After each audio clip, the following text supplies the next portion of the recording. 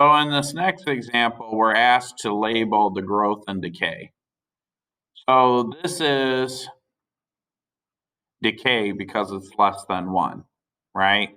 So remember, in our formula, we've got 1 plus or minus something. So since it's decay, you got to have something minus something that has to equal 0.8, right? Well, what do I subtract from 0.8? Well, really it's 0.80, and so I have to subtract 0.20, right? Because 0.20 plus 0.80 equals 1. So that would be what we call 20% decay, all right?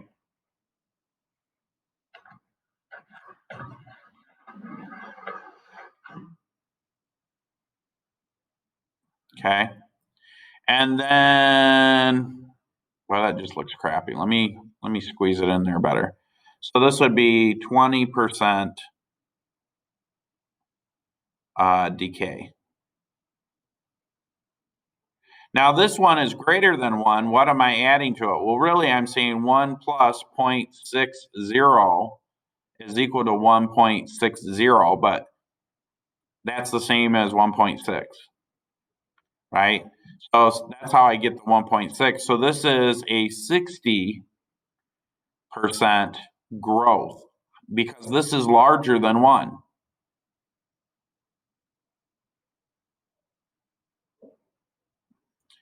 Again, this one larger than 1. What am I adding? 0.4. 0.4 is the same as, well, let me write it out. 1 plus 0.40 is equal to 1.40, which really, I don't need to write the 0. Anything to the right of the decimal, if it's a 0, like this, these two things mean the same. So this would be a 40% growth.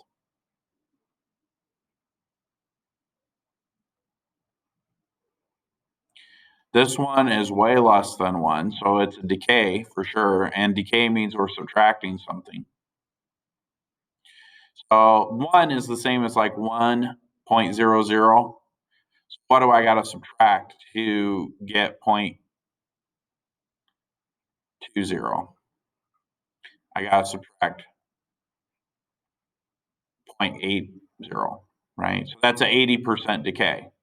Now, I don't like saying this, but sometimes it helps students. If you think of this as like 100 and you have to end up with 20, what do you subtract? 80. This is like 100% minus 80% equals 20%. It's one way to look at it. This one is less than 1, so that would be 40% decay.